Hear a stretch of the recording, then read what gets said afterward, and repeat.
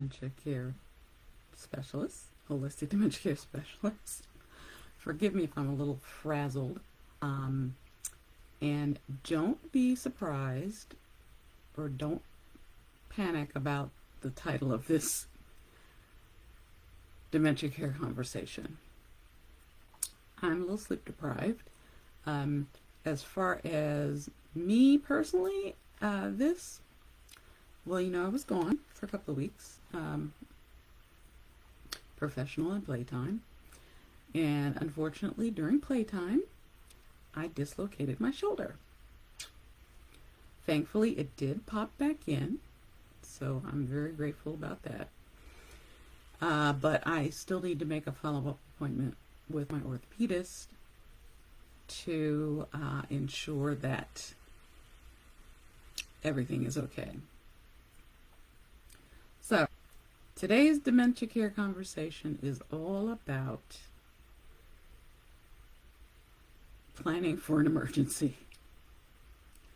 Yesterday during church services, my mother had a medical emergency and we called for an ambulance and she was taken to the local hospital. Now, where we go to church is in a different county from where we live. And for security reasons, my mother's ID and insurance cards, all of that, stay with us because we don't want to have a possibility of them going missing while she's in memory care, because she has a tendency to lose things. And just again, security reasons, you don't want someone having access to that information because of the possibility of identity theft and what have you. But anyway, so we keep everything at home. As soon as we get in the ambulance, it's like, okay, what's her, we need to see her ID, we need her Medicare number, insurance, blah, blah, blah, blah, blah. And I'm thinking, holy crap. All that is in my house at home. And thankfully, I had a list of her medications. I was able to pull that up online. And I was able to tell them her medical history. But, it just never dawned on me that I would need that information for anything. And so, note to self, I will be keeping it with me from now on, just in case. My mother was admitted to the hospital with pneumonia.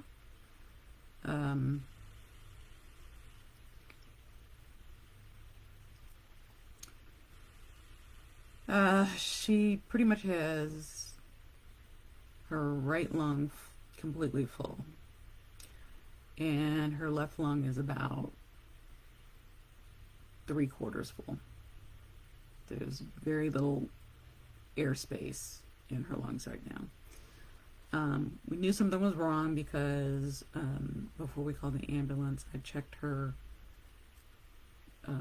oxygen level, and she was at 81% on room air. She was lethargic. I was having difficulty getting her to stay awake. I was having difficulty getting her to follow instructions. We knew she was dehydrated because she's chronically dehydrated, but she has not been drinking water at the facility like we made her do when she was living with us. So her admission diagnosis was pneumonia, dehydration, and UTI, all of which kind of makes sense. Now, unfortunately, the dehydration was such that it caused some further damage to her kidneys, because she has chronic kidney disease, stage 3. And they think that that will recover, that damage will recover um, once she's got the fluids and everything going. She also has not been eating much. Um, Ironically, Saturday evening when I went to see her, my husband had gone to see her earlier in the evening, earlier in the afternoon before he went to work. And he told me that she was having difficulty walking. Standing up was an effort for her. And she was not drinking water. Now, when I got there, I saw a water bottle on her bedside dresser. And I asked her when she put it there. And she said that she had put it there the day before. And I said, well, okay, but it's 16 ounces, and you may have ingested 2 ounces if we're lucky. I said, that's not enough. Of course, she had her little sippy cup, that had Coke in it. And so I talked to staff that night, and they informed me that, one, she requests Coke for her drink at every meal, except for breakfast when she wants juice or coffee. Now, they always give them a cup of water along with whatever drink they've requested. She does not drink the water. She has bottled water, flavored bottled water that we've gotten her. She's not drinking those.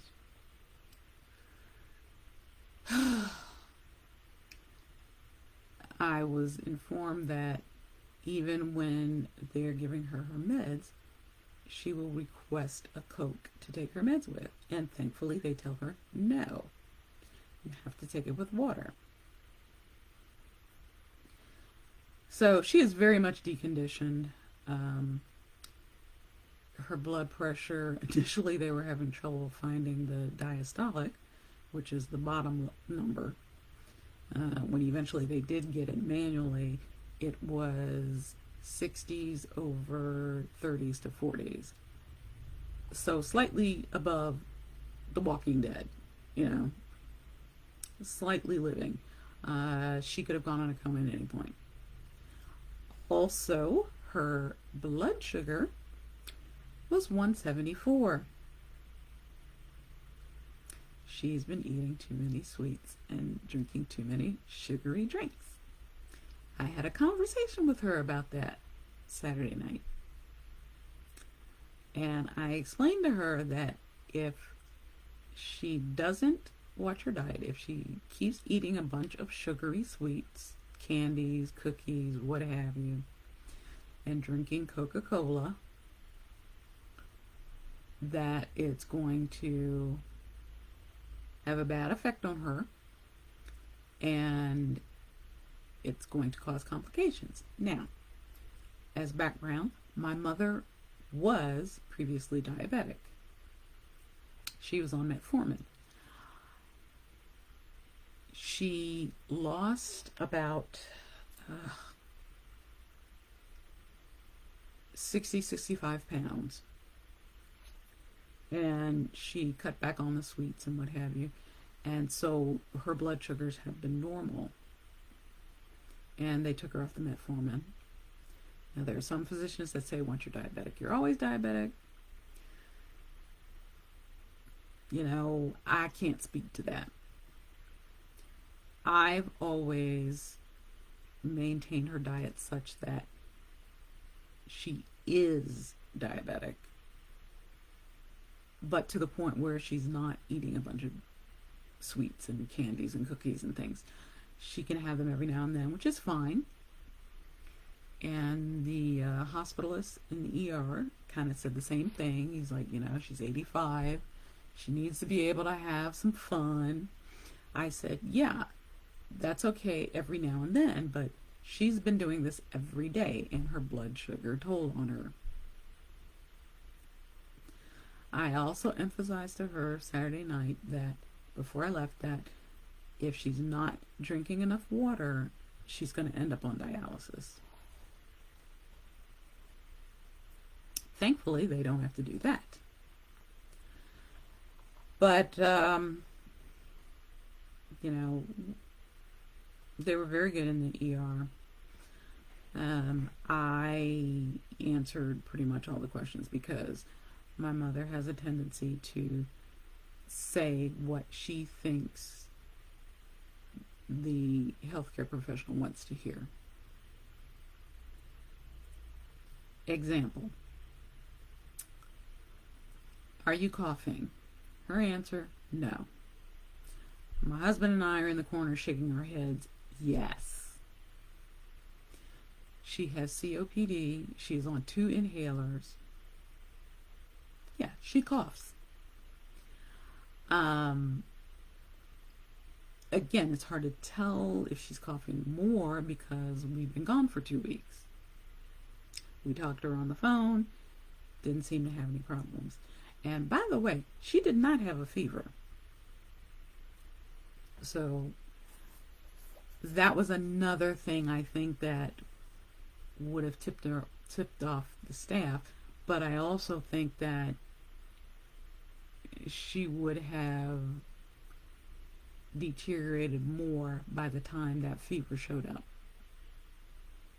because she probably would have been septic at that point. When she was asked, do you take any medications? Only a few. I had the whole list there. When she was asked, does she have difficulty walking? No. Again, my husband and I are in a corner. Yeah, she does. And in fact, when she kind of passed out at church, she couldn't even stand up. My husband had to get someone else to help literally lift her up and put her in a chair with wheels on it so that she could be wheeled back into the activity room. And that's where I evaluated her. So, yeah. Emergencies. Yes, you need to protect your loved one's identity and make sure that their safety is utmost, even their financial safety, their identity. However, I now realize that I need to keep her ID on me whenever I am out with her, because that is a critical component that I hadn't even considered. In the future, yes, I will have her ID with me. I will be going back over to the hospital later this morning, and I will be taking all of her ID and insurance cards and all of that and everything, and I will give it to the staff so that they can make copies, and then it will go back in my purse. She will want to keep it, and I will explain to her, you can't keep it. She hates when I tell her that. She feels that it's a loss of identity, and I get that. I do get that. I understand that. But I also know that she tends to be a bit cavalier with her credit cards or debit card, and leaving her identification out so that anybody can see it. And of course now she can say to me, well, You didn't. If you had given it to me, I would have had it when we came to the hospital. Yeah, you're right. But that's a heads up for me that I need to make sure I have it whenever I am out with her. So, that's something I hadn't planned on. It was a new experience. Plus, with the lovely shoulder and my hip acting up on the opposite side, it's been an adventure. So, apologies for being late this morning. I don't even know how many. I don't even know how much sleep I had last night, which I know is wrong. It's not beneficial to me. But to be honest, I was just too wired. I was just too wired with everything with her. There are some other things going on in the family that have me concerned, and so it's hard to get out of nurse mode. It really is. But again, I apologize for being late. I thank you all for viewing this video. I appreciate it. I appreciate the comments. I encourage you to give me suggestions on what to speak on. And if you want to follow me on other social medias and have my website information, you can go to my Linktree website, and that is https://linktr.ee/deb.wellnessrn for you. And if I figure out a way, oh wait a minute, maybe I can put that in here. Maybe I can put it in the comments. Let's see.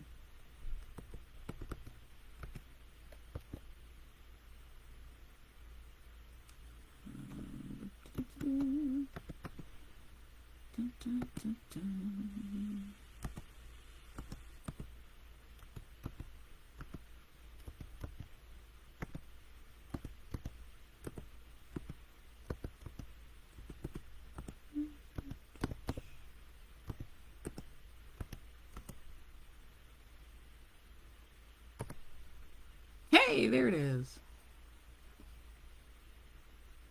All right. Excellent.